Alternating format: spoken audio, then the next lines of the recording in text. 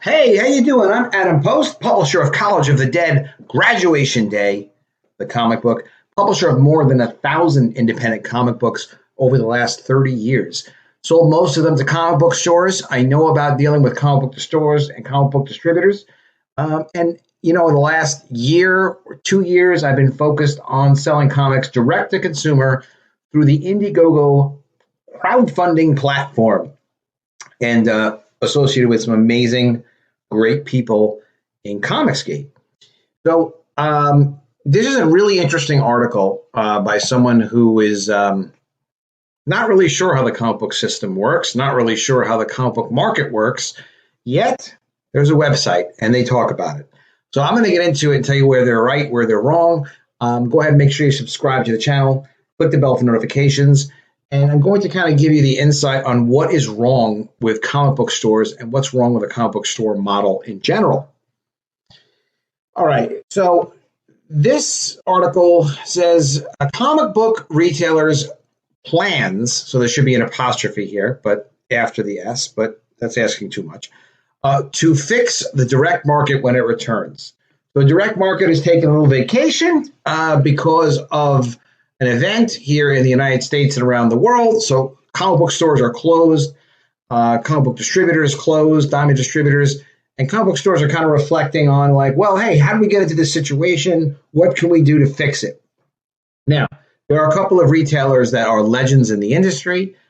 This is one of them, Brian Hibbs of Comic Experience out of San Francisco, and Joe Fields out of Flying Colors in Concord, California.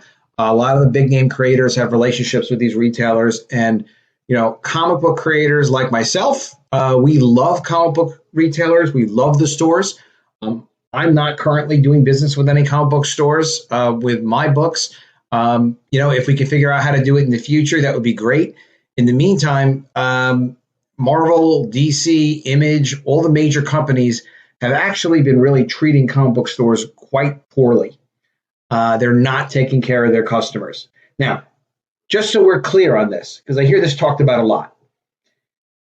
When a comic book publisher sells to a comic book distributor, and then that distributor sells to a comic book store, and then that store sells to a comic book fan, all of the people who buy them are customers down from the publisher. So my customer as a publisher, if I sold to comic book stores, would be the distributor. The distributor's customer would be the retail store, and the retail store's customer is not the publisher, it's not the distributor. The retail store's customer is their customer and also the consumer. That's called the supply chain, meaning it's got to go through a few steps: publisher, distributor, store, final customer, who's also the consumer. So there are multiple customers. There's only one consumer. The consumer is the person at the end of the supply chain. That's not just true in comics. That is true in everything. Now, if a freelancer, as recently has been said, someone who is a creative person or an executive of a comic book company, an editor or whatnot, if they have obnoxious things to say to retail consumers, that's extremely stupid. They shouldn't do that. They're burning bridges with customers. They're damaging the industry. They're damaging other creators, and it's incredibly selfish and stupid and unprofessional to do. There's no such thing as a comic book professional being rude to a consumer, to a comic book fan. If they do that, they're not a professional. They're a lowlife. They should be out of the business. No excuses. However, it is correct to say that a comic book artist's customer is their editor who represents the company or the publisher if they're working directly for the publisher. So I am the customer of writers, artists, letterers, colorists. I am their customer. Doesn't mean they shouldn't respect the consumer, but it's important to get the terminology right so people's brains are pointed in the right place. Is your brain pointed in the right place? If not, I'll straighten it out myself, damn it.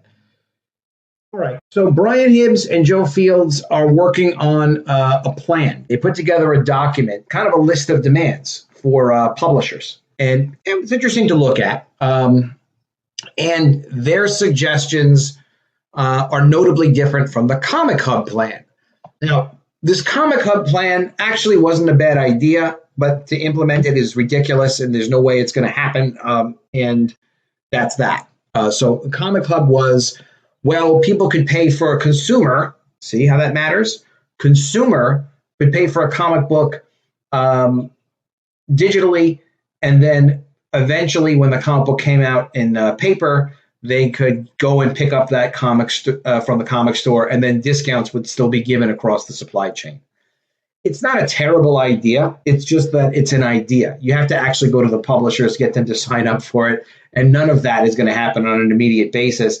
And even if you did get the publishers to sign up for it on an immediate basis, which they would not do because they have to think things through in terms of their business plans, you still wouldn't get consumers to buy in. So the resulting revenue of trying to hustle through this while we're dealing with this, international medical event here, so to speak, it's not going to happen, short term. It would take at least a year, if not 2 years, to get consumers, consumers engaged in that process, and probably 6 months to get publishers to sign on for it.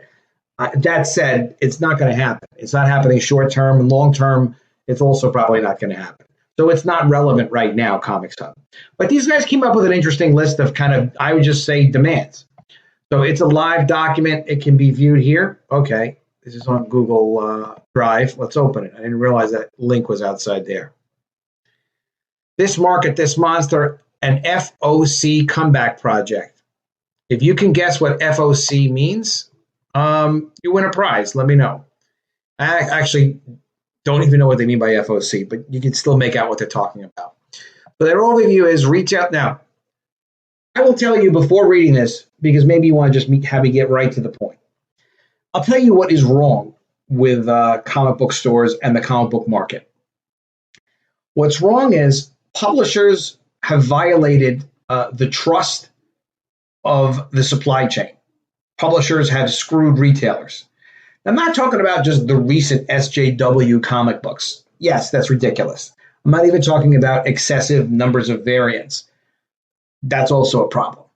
I'm not even just talking about requiring retailers to buy things that probably are unsaleable, but some of them might be saleable. But if you buy 100 of this, you get that one other cover. Not even that. What I'm talking about is comics are periodicals. They're collectible periodicals, collectible magazines. So imagine that these collectible magazines are so desirable that people want to make sure they're going to get every issue. So imagine if these things were initially sold at newsstands and at random because they were returnable, because there was somebody's side business, it was never their main focus. You couldn't go and reliably get a perfect condition or even readable or even existent copy of this month's Spider-Man or X-Men or Batman. Pick another title. This is what happened in the 1970s. So there was innovation by a guy named Phil Suling. Jim Shooter helped at Marvel. And Phil Suling was the first direct market distributor where he bought on a non-returnable basis comic books directly from Marvel Comics and DC. And they were bought on a non-returnable basis at a higher than usual discount that would go to a magazine distributor because they were non-returnable, because he was assuming the risk. And the publisher's attitude was like, all right, look, as long as you're not going to return any of these, no problem, I'll give you these comics. Well, that worked, and it worked pretty well for a few years, and it helped revive Marvel Comics. And there was also a closer connection with readers, with consumers. because retailers were really watching over the industry. They were really the frontline customer service people dealing with comic book readers. It was easier for comic book readers to get issues that they liked, new issues as well as back issues, which a lot of people were very interested in, finding issues that they had missed from last year or last month or 10 years ago. And the comic book store is the place you would have gone for that. That's all well. That's all good. It was very successful in the 1980s. And in fact, being a comic book store owner in the 1980s was not a bad business. A lot of publishers started as comic book store owners. I never owned a comic book store. I thought about it from time to time, here and there, but I was still a teenager in the 1980s because I'm just so young. Like, for example, Diamond Comic Distributors was originally a chain of shops that Steve Geppi owned. He owned about 6 or 7 shops, and then he became a distributor. Who else did this? Dark Horse Comics used to be a chain of shops, and they still have a couple of shops. And then they started self-publishing their own stuff. So retailing was lucrative enough that there were multiple chains of stores, stores that would be 5 locations, some as many as 7 or 10 locations.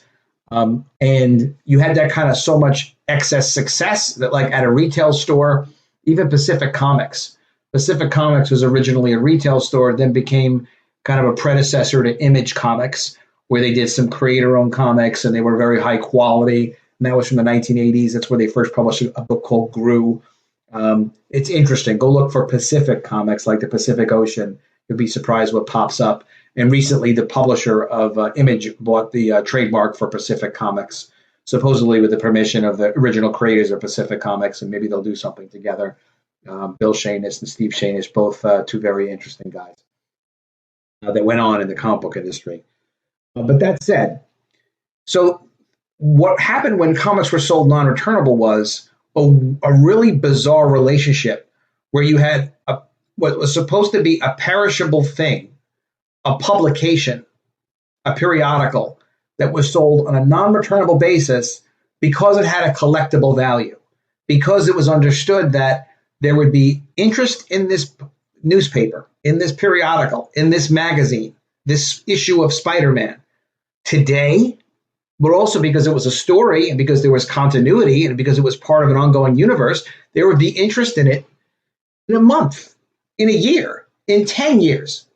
So for a retail store to say, okay, hey, I'll buy this for 50% off, which is most of what their discount was. I'll resell it to consumers today, customers who actually read the comic books, or people that want to speculate and invest and hope it goes up in value. Those are also consumers, even though they're buying as an investment. And the retailer knew, like, okay, I'll double my money. And if it doesn't, a few extra comics don't sell, I'll just put it in my back issue bin and I'll sell it in the future. And you have to keep in mind, in the 1980s, when the direct market was growing, the retail price, the cover price for comic books was low. It was like, 65 cents. So a store could buy a copy of Alpha Flight #1, for example, for 32.5 cents, sell it at retail price for 65 cents.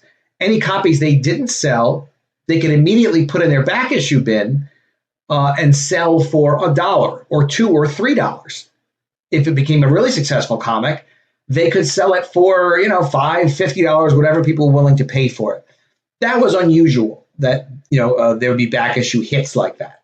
However, what wasn't unusual is that, like, a comic book with a 65-cent cover price could sell for $1 to $3 pretty typically. Even though it doesn't sell immediately, it would sell over time to some other collector. How is that possible? Well, because prices were lower then.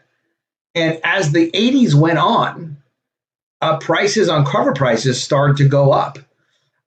As the 90s came in and Marvel changed ownership, when a fancy investor bought Marvel in the late 1980s, they started increasing prices on their cover prices. The problem with the increase in cover prices is, while it was really profitable for the publisher, it was really it was destroying and using the retailers and forcing the retailers who had been pretty successful to not have that kind of markup when they sell back issues. Keep in mind, if you're paying 32 cents for something and then you sell it for 65 cents, it's double your money. If you pay 32 cents for it and sell it for $1, it's triple your money. So even not selling the comics and eventually selling them as a back issue, the retailers were still not getting hurt. Where the retailers started to get hurt was when the publishers stopped caring about, are the retailers getting value? Is this a good business model? Do they have a chance of making money? And the problem is, when you're selling something, if you're selling something to someone, you can't just sell on the basis that, like, all right, well, they are trapped. They have no other choice but to buy this from me. It's like, well, yeah, all right, fine. If you want to buy Spider-Man, you're stuck having to go through Marvel. They're the only ones who have Spider-Man. There are other options of other heroes. But Marvel and DC's attitude for a long time has really been to treat the market like they are captive and the retailers are forced to buy their books. The retailers have been in the business for years because they love comic books. That's how I discovered comic books. Well, a couple of old back issues flying around at some flea market or something like that. And then, they were on newsstands. I saw them there. And then I went to my local comic book store and I spent money on a regular basis there. And I was so interested in the world of comic books because of the comic book store. That's when I first started publishing when I was 15 years old. No comic book store. I don't think I would have started publishing. I mean, who knows? Maybe crowdfunding if it existed, but definitely not if there was no comic book store. I would not have gotten more into the industry. So the point is is a higher retail price was good for publishers, in the late 80s and early 1990s. It was terrible for retailers. The other thing that happened was publishers started to put out way too many gimmick covers, way too many number ones. There was no reason to relaunch Spider-Man with Spider-Man #1 with Todd McFarlane. Todd McFarlane could have just been on Spider-Man. It was not necessary. There's a lot of that was not necessary. That as soon as Jim Shooter, who was keeping the lid on everything and trying to create a stable group of publications and had a Marvel House style and a level of consistency and a level of quality, and yes, really, really talented creative people, but they were limited in what they could do. They couldn't do crazy stylistic stuff like Todd McFarlane's brilliant work, which was great for Todd McFarlane. And for a little while, it was great for Spider-Man. But then Todd created so much energy in his own name and his own brand at the expense of Spider-Man that he was able to then go on and take that energy away from Spider-Man and put it into his own company. That's great as a publisher, but it took advantage of his position in Marvel. And a smart editor, I don't know who I'm insulting with this, but a very capable editor-in-chief like a Jim Shooter would have never allowed all that high-end fancy style stuff. So in a way, even though Image was very helpful to comic book stores because they sold a lot of Image comics, it also moved people's energy away from the mainline superhero titles and also got people a lot more focused on fancy artwork rather than well-told stories. And, the Image people know that they were never really well known for their storytelling or their stories, with the exception that the storytelling was very cool and it was high energy. It was fun to watch, but it was like a roller coaster ride, actually, is what Shooter used to say, reading an Image comic, rather than reading a story. So fundamentally, you wind up with retail stores that are put into a position where they don't have reader-focused products. The retail prices are too damn high, and there's no consideration for the customers in all of the supply chain. The publishers are not sitting up at night thinking like, is Diamond okay? Am I making sure that we're making enough money for Diamond? Does Diamond have some good product that they can sell, that they can find more retailers to get interested in selling comics? You don't have Marvel sitting there saying, are my retailers making money? What can I do to help make sure that the retailers are making money? What can I do as Marvel? Are the fans, the customers of the retailers happy? Do they feel like they're appreciated? Is it easy for them to find and buy all the comics that they want to buy? Are we satisfying them? Are they going in with expectations that we're meeting? That's what business people think, right? What corrupt people think is, how do I get more money out of the guy down the line? What can I do to put the squeeze on the next guy? How do I take advantage of this relationship? And that's where you get all the crappy variant covers and books. I mean, just even looking at this list of issues that these retailers have, you see what kind of garbage most of the retailers are trying to fight through and deal with. I'm going to go through this list, but the first thing I'm going to say is, because non-returnable comic books no longer, good Lord, my desktop needs work. Because non-returnable comic books no longer hold their value, they need to be returnable until they're good enough that they hold their value. The publisher needs to buy back unsold comic books if they're going to be sold through comic book stores. There's no option to that. They're killing the entire industry, dumping junk on people that can't afford it. As a publisher, I can share with you that the cost of printing a comic book on an average cost, so if we print, let's say, 10,000 of a comic book, the cost to print, say, 10,000 comic books might be, just rough number, 40 cents a comic book. The cost of printing 10,001 comic books, like that extra one copy, would be another 15 cents. Much cheaper. So what's the point? The point is, the publisher needs to figure out how to share that success with the retailers. Really, the first thing is to go back to the way things used to be. Get your prices under control. Get the prices under control. It can't be that expensive to sell these comics. You've got to leave some money in the system that the retailer could double the back issue price on a typical comic. He can, double the cover price on a typical comic and feel like he can sell that within a year if he holds on to it. If he can't, the price is too high and it needs to go down as low as it needs to go, whether it's 50 cents, $1, who knows how low it has to be, $2, maybe you can get away with $2. It's got to be lowered so that retailers can make a profit on reselling a book in the future. Secondly, collectible magazines can't be perishable. They can't be. So if there's no value to a comic because it's just some junky version of Hulk that's now She-Hulk's whatever, and now it's an ugly character, and somebody is happy for political reasons that they published that comic book, but the fans, they're not going to get excited about that Hulk. They're not going to pretend and play that they are that Hulk. They're not going to buy toys based on that Hulk. It's garbage. They have to cut it out. They really have to stop it. At the absolute minimum, they have to accept those comics returnable, all comics returnable. And they may need to have the publisher pay an additional fee, because returnable is not cheap to process either. It's yet another problem. They've really worn these retailers and the market down to the point where the publishers need to make an investment in these retail stores, not a direct loan or anything like that, not yet, but who knows, probably not. But at least they need to make an investment of producing good enough product that they're willing to accept it on a returnable basis if it's not saleable. That's what they have to do. So let's look at what these retailers are trying to get.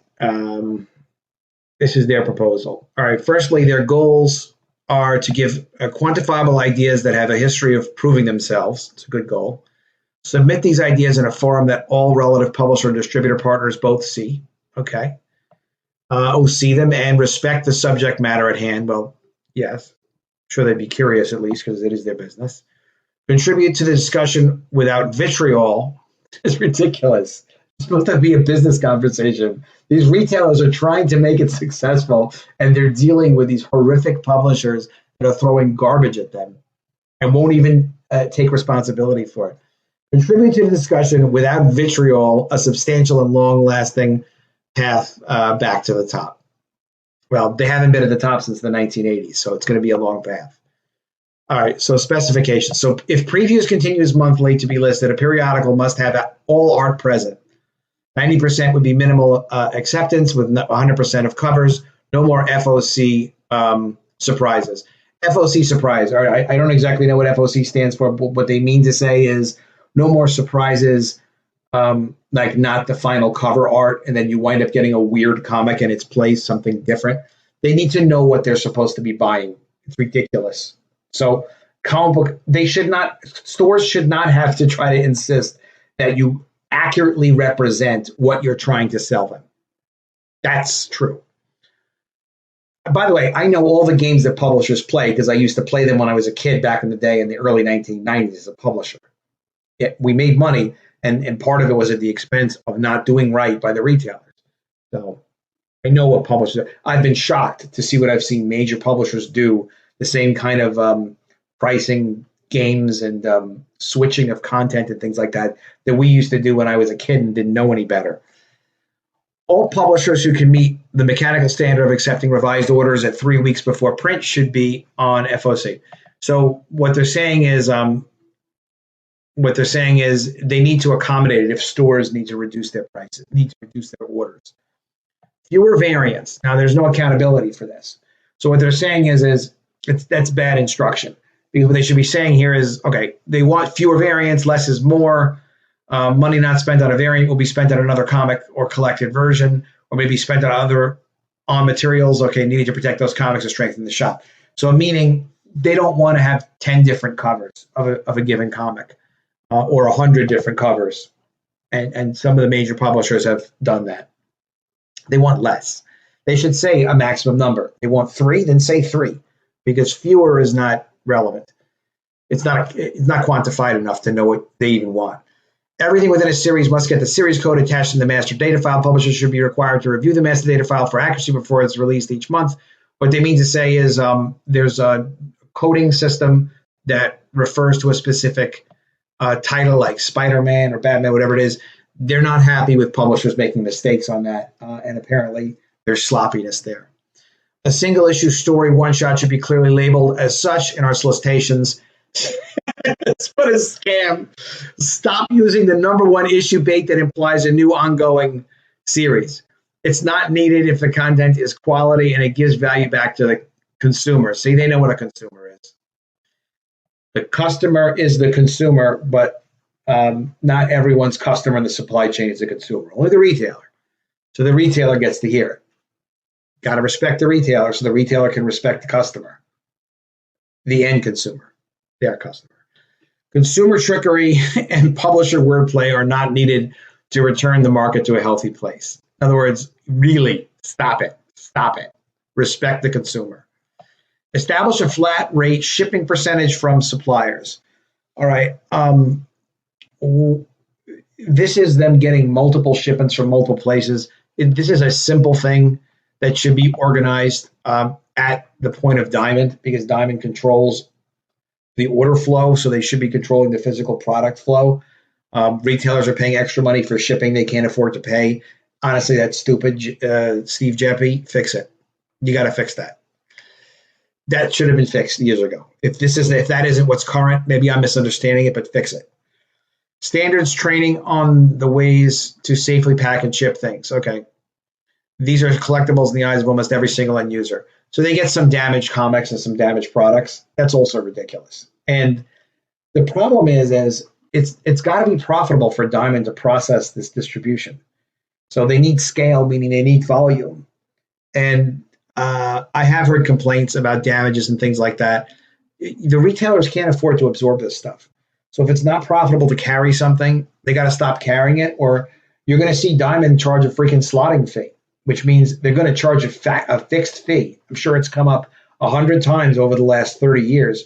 You will see it. If Diamond can't deliver stuff in perfect condition, you're going to see a slotting fee that the publisher is going to have to pay to subsidize the cost of handling, so it's going to be in perfect condition. That is going to get fixed eventually, hopefully sooner than later. Slotting fee would be a fee that a publisher would have to pay, not a retailer, to get a title listed to cover Diamond's overhead. In fact, if you're listening, Steve Jeppy, you should charge a slotting fee. Screw the publishers. They have to pay it because there's too much handling. You can't deliver something that's not in perfect condition. The retailer should never have to pay for an item that's not in perfect condition. The only way to guarantee that is to guarantee your costs and fulfillment. The only way to guarantee cost of fulfillment is a slotting fee. So Diamond needs to get more money for that from the publisher. Not every issue of an ongoing comic book needs to be a 12-issue story. A decent percentage of product that is one and done storytelling would extend the shelf life of the product. See, this is what I'm talking about. The stuff is supposed to have extended shelf life. It's not supposed to be, it's a periodical. It's supposed to be a collectible periodical. It's supposed to be that you could sell this book again in 2 or 3 or 5 or 10 years. It's got to hold its value. There's got to be shelf life. If there isn't shelf life, you're selling them spoiled food. It's ridiculous. It's absolutely ridiculous. All of the books should be returned. All books through Diamond Comic Distributors need to be returnable. And you know what, Steve? Charge a slotting fee. I'm going to send this to you directly. We're friends on Facebook. You need to charge publishers a slotting fee. They're just going to have to pay it because they need to pay for every SKU, every Diamond code that you put a product out with that someone can order a specific number. The publisher needs to pay. It should cover your costs of delivery and having 100% error damage-free delivery, and it should also cover returns. It's going to have to cover returns. So get Chuck or somebody to do the numbers over there and get these numbers fixed. This is ridiculous. This is ridiculous that a retailer would have to say, you know something, we need you to help us extend the shelf life on a single issue. That's absurd. That's absurd.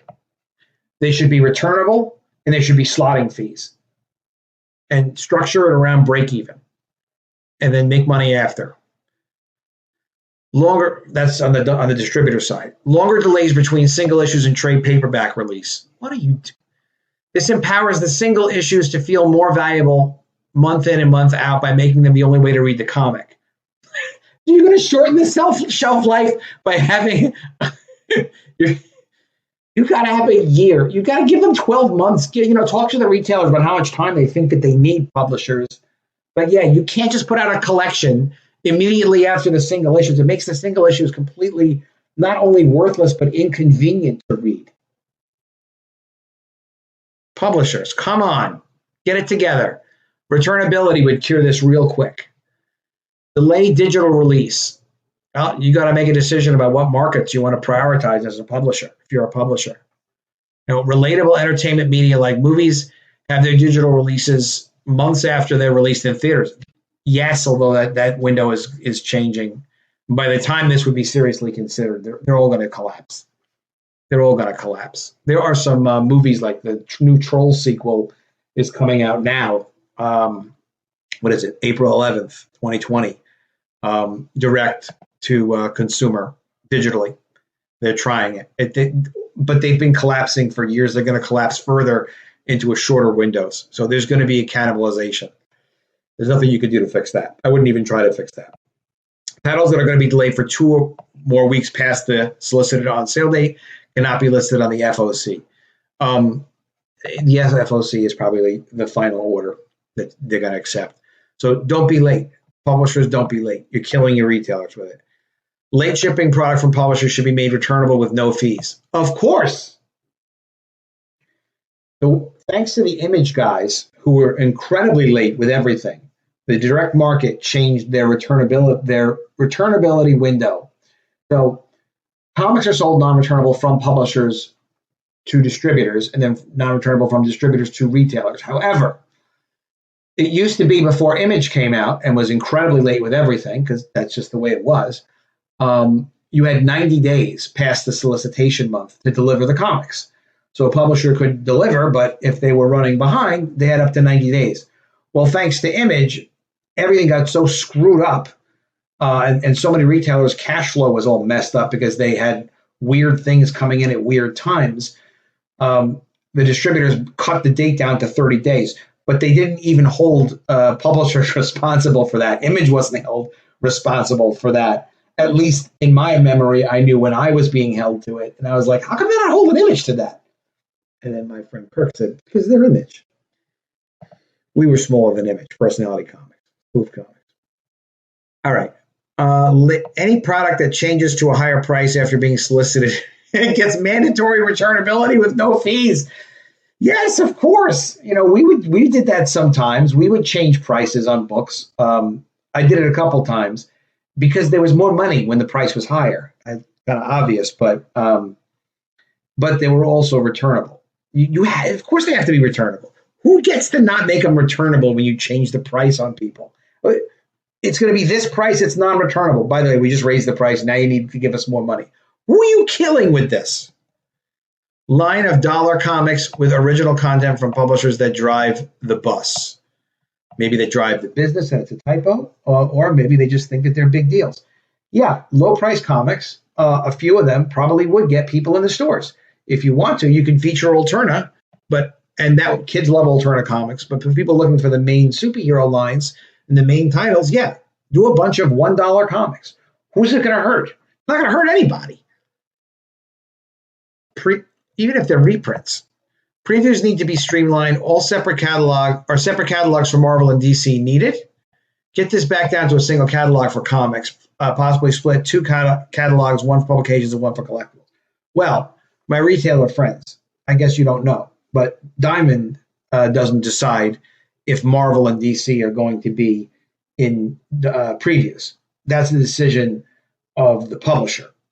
And the publishers really use Diamond as an agent, not as a proprietary distributor. What I mean to say is publishers pay a fee to Diamond to access them when they are the major publishers.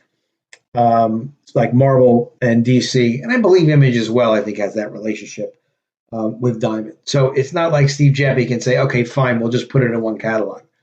And Marvel doesn't want their stuff displayed along other publishers. It's up to the publishers to decide how they want to display it. I was around before Diamond Previews was around, so that was a bit back in the day. It is helpful to secure pre-orders to have the preview publication, and it's a service that Diamond even publishes it.